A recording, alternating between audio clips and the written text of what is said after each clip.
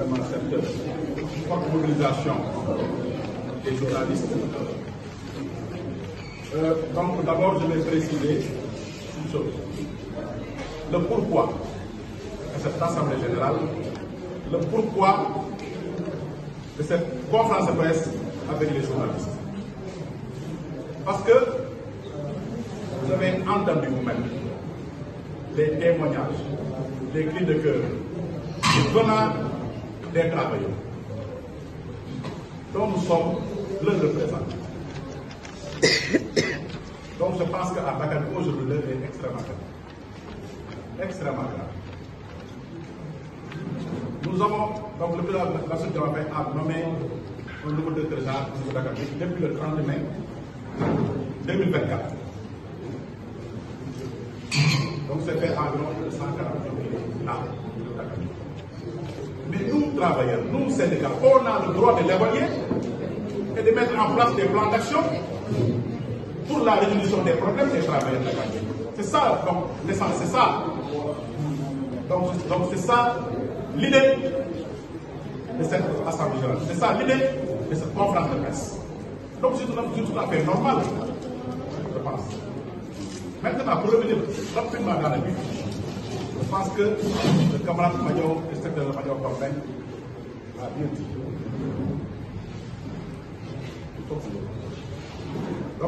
Donc le secrétaire Major l'a bien précisé. Je ne sais pas non en français, mais il faut qu'on mette comme c'est extrêmement important, nous sommes en conférence de presse, n'est-ce pas? Maintenant, quel est le problème aujourd'hui au niveau de Dakar? Je dis qu'on a nommé Assemblée depuis plus de 140 jours. Nous, tous les secrétaires généraux de Dakar, je dis tous les secrétaires généraux de Dakar, sauf bien sûr le nouveau syndicat, parce que quand on déposait le mémorandum, donc le syndicat dirigé par Sambassa, représenté ici par Boa, n'est pas encore né. Nous avons déposé un mémorandum, parce que c'est lui-même, M. Hassan Ben, qui nous a inscrit ça lors de notre premier rencontre avec lui. Il nous a dit les problèmes sont, il y a beaucoup de problèmes à Dakar, il ne les maîtrise pas. Qu'on fasse nous, secteurs généraux, tous les secteurs généraux de syndicats, je l'ai dit, qu'on fasse le mémorandum et rassembler tous les problèmes, tous les points de revendication et de réclamation. Tous les problèmes donc, de revendication et de réclamation. On l'a déposé dans son bureau. On l'a déposé dans son bureau depuis le 18 juillet passé. Environ 3 mois. Donc c'est un mémorandum constitué de 23. Aucun de ces points que vous avez dit n'a été résolu. Bon. Il a donc mis ça dans son bureau et nous regardons valider. Au moment où les travailleurs souffrent énormément. C'est pourquoi donc, l'idée de cette. On est aujourd'hui donc à 50 millions par mois, par jour, de chiffre d'affaires. Et rien n'a encore changé au niveau de Dakar. Vous pensez que cela est normal? Des receveurs, plus de pratiquement, qui sont en mouvement pendant plus de 10 jours, n'ont pas versé. Ils réclament le minimum, une prime BF. Tout simplement, depuis 10 jours. Ils sont toujours en mouvement. Vous pensez que cela est normal? Nous disons non, c'est très simple. Et d'autres corps aussi qui réclament.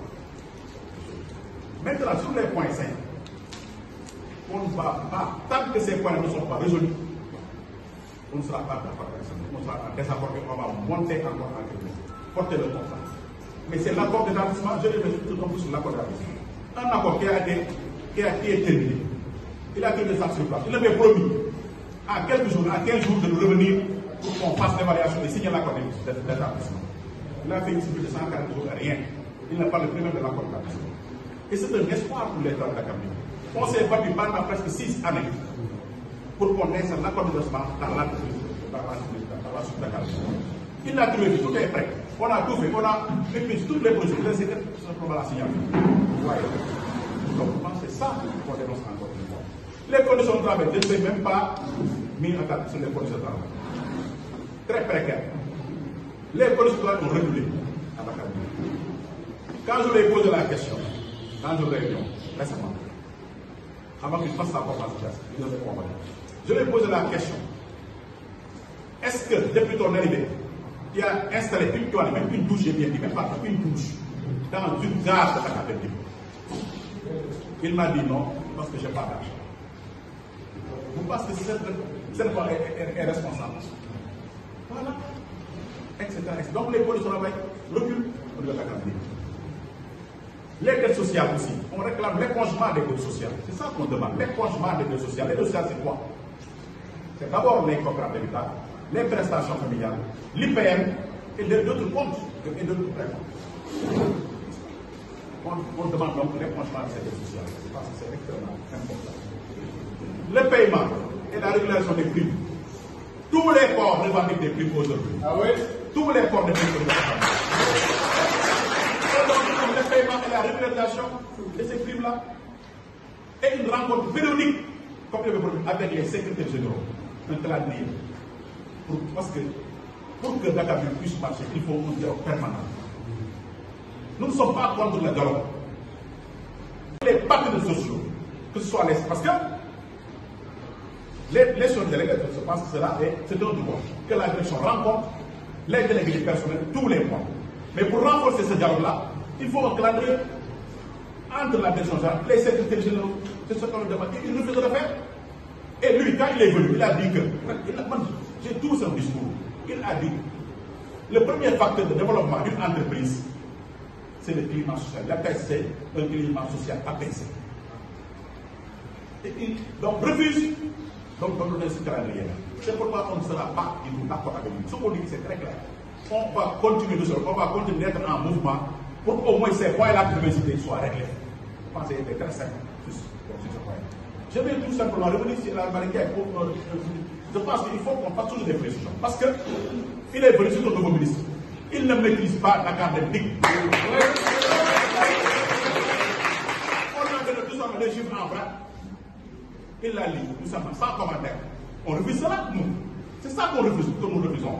On n'est pas là pour contester les chiffres, quoi que ce soit. Mais la manière dont il l'a fait, c'est ça que nous refusons. Sans donner aucun décret clinique, balancer des chiffres comme ça au Sénégalais. Ensuite, toute la population a peur de la carte. Les banques ont peur de la carte actuellement. C'est ça que nous refusons. Et les fournisseurs, c'est ça que nous refusons. Ça a été il l'a fait de façon irresponsable. C'est ça que nous condamnons encore une fois. Si sur ce, on demande tout la publication de l'audit qui a été déjà commandité, l'étude du personnel. Pour que tout le monde, c'est ce qui se passe dans la Cameroun, le nombre de personnel. Parce que nous, on ne voit pas les chiffres officiels, on demande tout simplement pour tout simplement qu'on règle ce problème de personnel. Que ce problème-là soit derrière nous. On demande tout simplement donc, la publication de l'audit du personnel de la Cameroun. Il a parlé de déficit, c'est tout à fait normal. La Cameroun est de transport dans le monde entier. Toutes les sociétés sont déficitaires. C'est tout à fait normal. L'État doit accompagner parce que l'État fait un service public. Vous savez ce qui se passe. Vous savez très bien les opérations qu'on a fait là au niveau du Magal, du Gamon, etc. Mais c'est des choses qu'on a perdu, c'est évident. On a perdu. Mais on le fait tout simplement parce que tout simplement c'est une mission de service public. Donc l'accompagnement de l'État dans tout le domaine doit être permanent. Doit être permanent dans tous les domaines. Depuis ne peut pas être une société, ne peut être que déficitaire. On n'a jamais eu des bus on n'a jamais exploité des bus pendant 3 ans. Ces bus-là, avant qu'ils viennent, c'est 318, voilà. On est resté pendant 4 ans sans avoir de bus. Et puis une prévision de